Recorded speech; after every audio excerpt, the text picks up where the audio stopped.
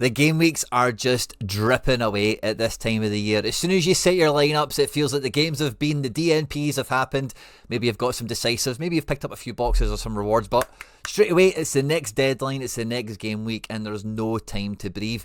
Recently on the channel we've did some great content on backup goalkeepers, different strategy points. The Zero to Hero series is going from strength to strength, but I've been quite busy myself over the last week or so, and in the video today I'm going to be showing you some of the strategy points that I'm kind of, I don't know about doubling down on, but I'm underlining and making sure that I push the envelope and get those things done. I'm actually really close now to completing what I'm calling like the Quinny collection, of the cards, of the collections that I've built my squad around. There's not that many missing players or missing gaps of the players that I would want to bring in. I've brought some recent additions in which we'll have a look at, and also in preparation for this next midweek, the Champions League game week that we've got coming up, Celtic away to Zagreb. I am dipping in to the backup goalie vault, into the repertoire of the shortlist, the watch list, whatever we want to call it, and I'm bringing a handcuff into the situation to try and have another little go at the midweek money, as well as capitalising upon the whole backup goalkeeper thing that we've been speaking about recently. And on top of that, we've got a Christmas Day box to open up, and we've got some neon Christmas cards to unpack and have a look at as well. At any point in the video today, if you do laugh, you learn, you like something or whatever, please do like and subscribe to the channel for more content like this. Get into the comment section, let me know, what part of your strategy are you trying to make sure is well rounded at this time of the year, or is there a part of your strategy you've just kind of realised is kind of lacking behind a little bit and it needs to get a little bit of a top up, needs a few bits of reinforcements. Always really interested to catch the thoughts and feelings in the comment section on this one, particularly after the weekend that we've just had with anti-stack, and it's one of the big European game weeks right before the Christmas shutdown for some of the divisions where it has been all guns a-blazing, especially with the Liverpool game getting cancelled and everything else. So sometimes in those game weeks, you can get that kind of penny drop moment, that kind of realisation on, oh, there's an opportunity there that I'm missing or could take advantage of, so always good strategy points to fill in with the strategy video, as it were. But yeah, let's just get stuck straight into it. And on the 9th of December, Sorare gave to me one little box. Now this little box they've gave us all is actually an NBA box, so I thought I would open this with you to see what we get, and we'll give away the card if we get it. High chance we just get the raffle ticket, of course, but I thought this would be fun to start the video with, so we'll lock that in. It feels like a card. Oh no, it's a raffle ticket. Oh well, we've got one ticket in the bag. GG's to us. Now I actually already have 20 boxes sitting, chilling out now in the club factory, as it were, and coming out of this weekend game week I'm going to end up with like another 10 or so, maybe 9, something like that. I'm not too sure. You can see them all here, and I won't be live on Tuesday night. I'm actually going to be at a live event for Celtic Zagreb which plays on Tuesday night, so we're going to do a massive box opening for Go Fuck Friday night this week on the channel, so make sure to catch that. It'll be a huge box opening, and we should have some good topics and some good guests again to go through all that good stuff. I actually won my first Neon Christmas card in the last game week as well. We picked up a Pascal Gross, which was pretty good going for finishing, I think it was like the top 10 or something like that of the Cap 260 mode, or I forget what mode it was now, but it was a tier 2. Pretty good card, of course. Pascal Gross, not getting any younger, maybe not quite his old Brighton self yet, but could be halfway decent, and because he's in season, definitely a card that we'll just keep in stock, as it were, in case we need to have that midfielder come in for any Champion Europe low division stuff that we're doing. Now, I also recently won a Ryan Astley, who is a Wales youth international player who, like for Dundee, again, it's an in-season contender card. I think I'll just keep him in the catalogue, especially with him being an SPFL player. I know he's going to play at the same time as the rest of my Celtic cards, and hey, this is an alright little guy. I think he was like a tier 4 or something like that, and I don't know why I've held the reveal this long, but let's go and take him to the North Pole. Let's get him under those northern lights, and let's open up this Ryan Astley card and see if we've got a Neon Christmas Special Edition rare here.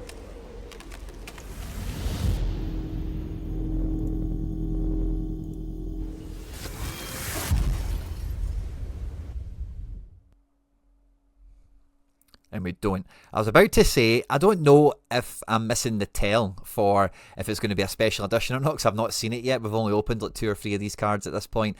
But yeah, nice card. I suppose it's not an animated one, so whatever, but that's good fun. Now this year, in the absence of Football Manager 25, I've went out and found a new Football Manager game for me to play and get stuck in with this year. It's called Meta Football League MFL. It's all based on fictional clubs and players. You open your own club, you name it, you design the badge, and with some of the AI image generation that's out there. There's some really fun and interesting clubs that people have made in this game. And it's basically an open network match where you're always competing against other real players that have their own squads, their own players that they're developing and bringing through the ranks across a number of different divisions depending on what level of the game you choose to enter. You're competing for glory, you're competing for recognition, of course, on the leaderboards, but there's also actual money attached to these competitions as well, where it's not just you playing Football Manager and just like, oh, I'm going to win the Champions League with my favourite team. You can actually take on other managers from around the world and compete for cash. If you're interested in checking out MFL, I've got a bunch of videos on the channel that show you how to open an account and beginner mistakes to avoid and that sort of thing. And by clicking on the link that's in the description of this video, you'll get all the beginner Brucey bonus free stuff to get yourself started, as well as supporting me and all the content here at the channel. So I thank you in advance if you do so. If you get stuck or if you've got any questions with starting up on MFL, jump into the comment sections and I'll come and sort you out. But I've actually been out and bought another 2 Christmas Neon Rare cards, so let's open them up and see if we get any special editions from them.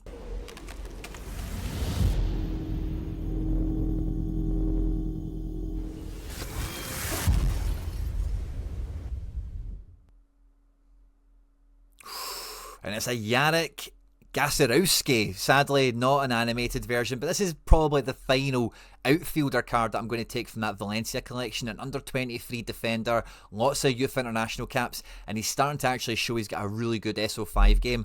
I was looking for a defender that came out of that Valencia collection so that it has a bit of a stack potential to it. I do have the Jose Gaia already, but centre-backs sometimes are just a bit more reliable. And this guy being 19 under 23 fits the rest of that collection really nicely. Again, both the Valencia collections I've housed mainly like wonder kids, up and coming talent, so I quite like that we've managed to round that off now with, you know, we've got a few defenders, a few mids and a few forwards, which is cool. And the second one I bought, like I mentioned in the intro, I've been back to the well. We went to the watch list and I've brought in a backup goalkeeper.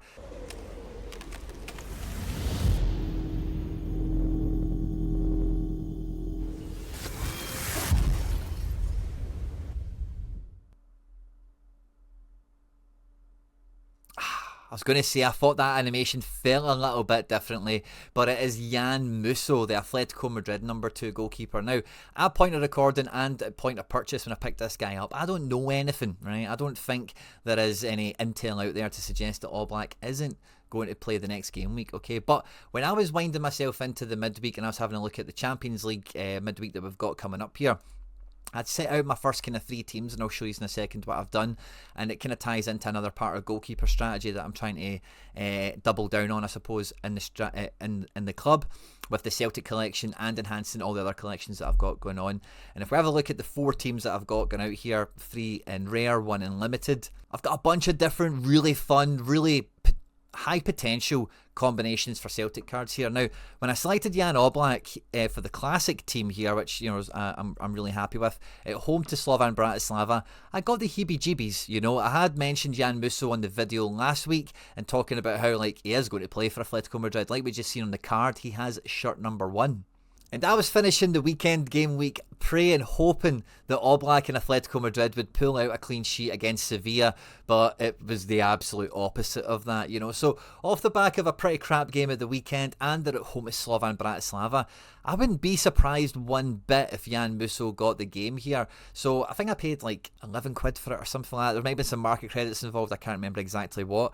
And I can play him with a Celtic lineup that is just a complete hedge. So I do have 4 lineups here, but because I do have a goalkeeper that is probably quite safe but has a very notable backup, I can get that 4th lineup out, and really I don't care now how it goes. If we do get a surprising goalkeeper for Atletico Madrid, then I've got another in-season team that becomes alive, and if Oblak does get the game, then brilliant. I've got, you know, the Atletico Madrid goalkeeper against Bratislava with a very strong classic Celtic outfield here, which could do very well against Zagreb.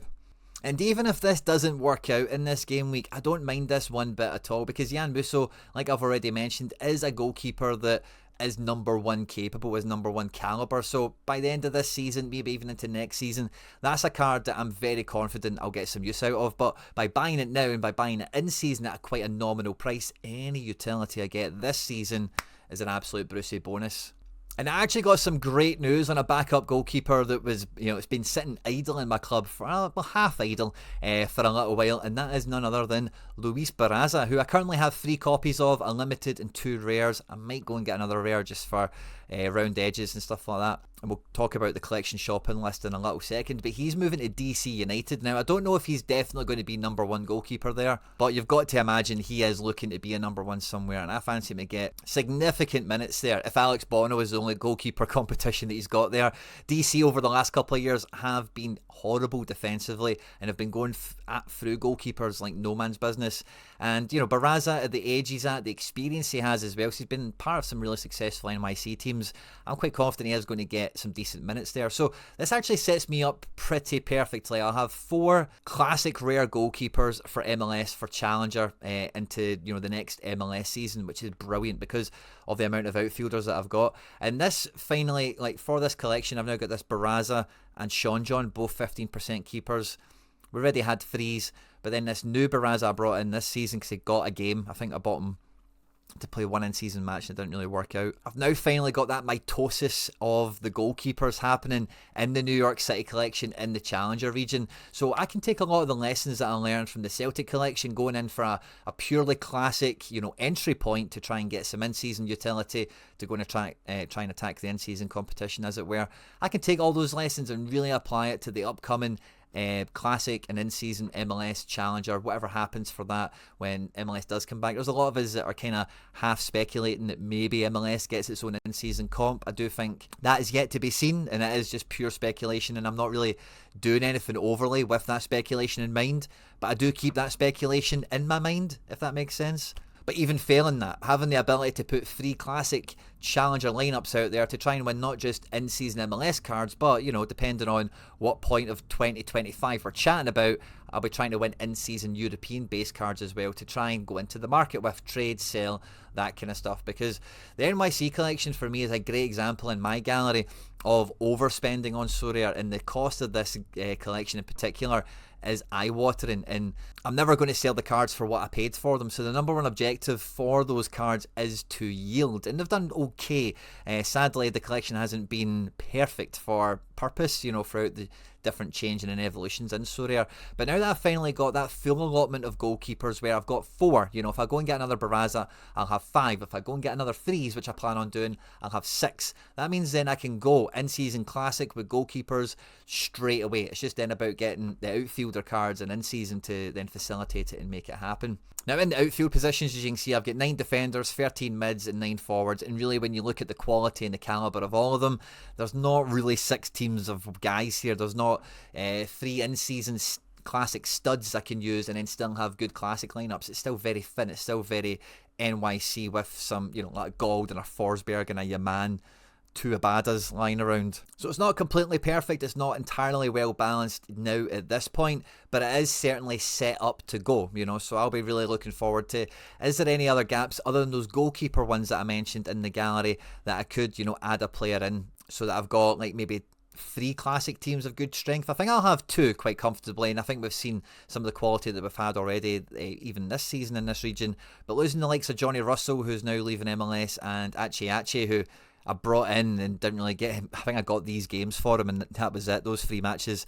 Yeah, I think I got him on this injury discount. So he's moving back to Mexico, I think, so he'll actually become a contender midfielder, which might help my Celtic stacks rather than my New York stacks. And as you can see, 4 days ago, I brought in my second Abada. Now, the reason I brought in that second Abada was primarily to get that Celtic collection up to 5%, but it's also within one mind that Abada in MLS is a good forward card to have, and with the quality of forwards that I've already got in the roster, a second Abada isn't really a bad thing, and he's a young DP, he's a DP or whatever it is for Charlotte. He's going to play often enough, and, you know, like, if he improves, because he's had a bit of a tumultuous year or so, he could be quite prolific. He could be prolific enough, let's say, and then we've got some players in this NYC squad that could still stand up and be their own player. There is some rumours maybe somebody like Julian Fernandez here might go to Brazil, so there's maybe still some more of that collection mitosis to kind of happen, as it were. And in the spirit of that Abada purchase, rounding off a collection, getting another utility player that could help out the cause, help out the squad, I've went and brought back to the club Richie Ledesma, who I sold for pennies, then went on amazing form playing right back for PSV, became an absolute fortune, but then got dropped, and again, we got him for absolute pennies. He's just back in the squad, and since we got him, never managed to play him sadly, but he's brought in a 96, and this is a guy that, although I'm not playing Eredivisie, he will be able to help me in Challenger when MLS is on or not, because he's playing in a dominant side. And if I can see when he's forecasted to play, he definitely brings the scores. We got a good collection multiplier on him as well. And finally, we got the opportunity to bring back to the club again Bruno Guimaraes. This was one of the first cards I got in Sorare, one of the first exciting cards that I bought as well. A guy that I really believed in at Lyon, could have a big career. Obviously, he's went on to do great, but he's been so expensive for so long, and it's been hard to bring him back in, but we managed to do it. Didn't quite get the jersey match. It's a number 38, sadly, and his form's not been brilliant. It's finally brought his classic price down into a range where I can stomach it, where I can bring him in, and now I've got another midfielder with a decent collection bonus on top, but a high quality European level mid who's a mainstay for a team, and when he does go on form, can hit with the biggest and baddest midfielders in the game. So really glad to get him brought in. And then with the word coming from Celtic that Johnny Kenny is going to return to the first team when his loan ends with Shamrock Rovers in January. He's probably going to come in to be number 3 striker. He might get some minutes. I'm not holding my breath on it. But he's actually done quite well for Shamrock Rovers as a Blue X card. You only get his European scores. And I'll be able to get him for 2 more game weeks as a Shamrock player before he comes back to Celtic. But when he does come back to Celtic, there's not that many of these cards, you know. So if he does get minutes, if someone gets injured, or we can kind of forecast he's going to play, this will be a beautiful little differential to maybe have in and around the club. And hey, if he comes back to Celtic in January, has a few training sessions, and Brendan and the management think, you know, he's not quite there yet, maybe put him out on loan again, perhaps somewhere else in Scotland, you know, again, could be a very useful card. So with this last bunch of players that we've had coming in now, like I've mentioned, you know, on the channel for maybe the last 8 months to a year or so, the players I actually want to target and bring into the club, there's not many of them left, guys. I've actually got myself a little tiny shopping list here of, you know, the collection pieces. A lot of them are goalkeepers that are outstanding, you know, from the collections I've already got a good presence and a good footprint in, that will well round not only my champion collection, but my contender, but my challenger as well. So that, you know, the time, the years, the effort, the money, all that stuff that I've been putting into this Sorare gallery is like whole, you know, there's no gaps, there's no like, oh, but I've not got that guy yet, or if I had him, I would have had more options, or, you know, all this stuff that when you've not got ultimate choice and variety available to you, you're kind of got your hands tied on what you can do. And I think that's one of the things you get on this channel with my collection, with my gallery on different points. The Celtic and the New York stuff is quite easy to see. And I think what we do with Champion is, again, a very good example on doing things a little bit differently on a budget or whatever by today's market standards. And honestly, whenever I look at the team, when I look at this type of situation that I've got where I can cover all the bases, I can have really strong lineups going out in a lot of different positions, and then it's just about how does the ball actually fall, who actually scores the goals, who actually picks up the decisives. This makes me feel really confident, happy, excited about game weeks going into it, because I'm not going to have my heart broken on one thing like this guy DNPing or this guy having a bad score. If you can, you know, have enough combinations going out there of the right players and have good collection bonuses and good XP on them, so that when they do score, they do deliver, like you will clearly pull away from the pack, as it were. Because I think we all dream about having 3 teams in Division 1 all smashing the podium, 1, 2, 3 position together, and that's definitely the dream. That's definitely something we're pushing for here on the channel, don't get me wrong. But with the way squads are managed, with the way rotation happens, and just the way modern football is, especially with the 5 sub rule, getting one team to be perfect is hard enough, never mind 2 or 3. So I do think that if you're not just going to have multiple copies of the lineup you want to copy and paste into all your entries, then, you know, you need to have well-rounded collections. You need to have lots of different options, whether, you know, if this guy goes off, brilliant, but if he doesn't, I've got another team where we're not relying on his scores. Nicholas Kuhn, let's say, we've got somebody else in that team. All 4 of these lineups have got a different striker. 3 of them are double centre, double defence. 1 of them is double mid, the Musso team. A few different captain choices as well, and like you can see, the situation with the goalkeepers is a little bit different to what we normally run on the channel, certainly. And goalkeepers, it feels like it's going to be a continuing theme for me throughout December, because sadly I lost Ross Laidlaw, what a tongue twister that is, to injury. It feels like he's going to be out for the remainder of the calendar year.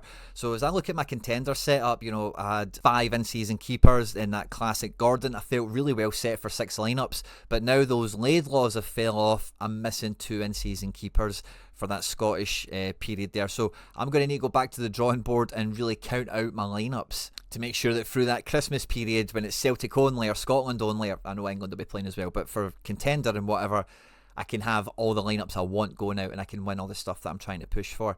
And if we look at the amount of squads I'm now managing to get outside a contender, thanks to like the Fraser Foster coming in, Killison's had a great season. We won the Lasseneur. There's Vasil, limited Angus Gunn. We've still got Van der Voort in the background. You know, we've got keepers coming through. Whether this season we've won them, or guys like backup guys that transferred, like Rooley and Fraser Foster that we've brought on news, which has been great. And the amount of quality that I've now got in different lineups, I feel like I can play enough teams where we can start to try and hit some big rewards finally, which has been pretty good, because this transition from single entry to multi-entry, getting more goalkeepers is never ever cheap.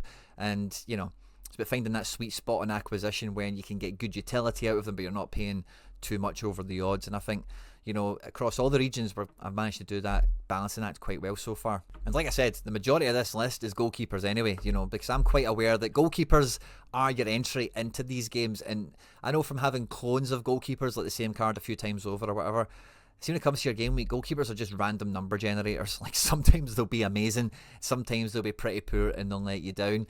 In the last game week, but actually, I'll stick with this until I'm proven otherwise. But in the last game week, I debuted the limited Schmeichel finally, like in a competitive lineup.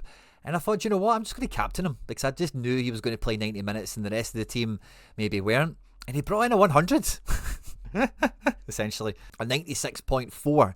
So I definitely think Kasper Schmeichel could be a captain capable goalkeeper, but certainly this limited Kasper Schmeichel, I'm going to maintain this is the Captain Schmeichel team, and it should be a fun one to watch.